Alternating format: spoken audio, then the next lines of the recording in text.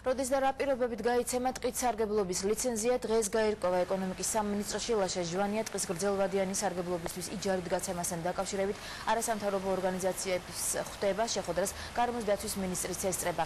გიორგი კეპულაძეს ხვდავთ პირდაპირ ეთერში. გიორგი, კონკრეტულად რაზე უნდა მოხდეს შეთანხმება და თუ მიიღეს უკვე რაიმე გადაწყვეტილება?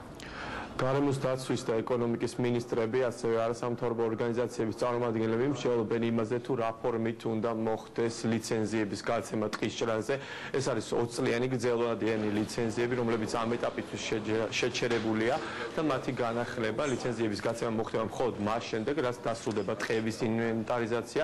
როგორც მინისტრები ჩვენთან საუბარში აცხადებენ, ინვენტარიზაციის პროცესი ეტაპობრივად დაიწყება და ის ტყე, რომლის ინვენტარიზაცია ჩატარდება, შესაბამისად გამოვა აუქციონზე.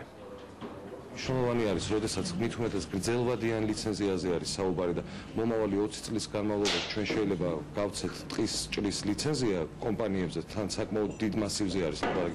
აუცილებელია იმ ადამიანების აზრი მოვისმინოთ, რომლებიც არანაკლებ 2, 3, 5, 10 წელი მუშაობენ ამ პრობლემატიკაზე.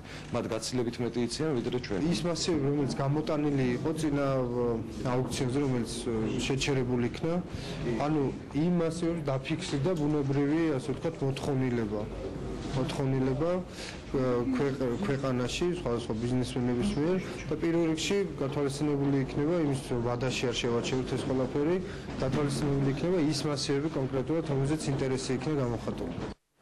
შეხვედრა ამ წუთებშიც მიმდინარეობს, სამუშაო ჯგუფი შეიქმნება, რომელიც ინტენსიურად იმუშავებს ამ საკითხებზე. შეხვედრის დასრულების შემდეგ კი მინისტრები ერთობლივ პრესკონფერენციას გამართავენ და საზოგადოებას გააცნობენ იმ შედეგებს, რასაც პირველ შეხვედრაზე მიაღწიეს.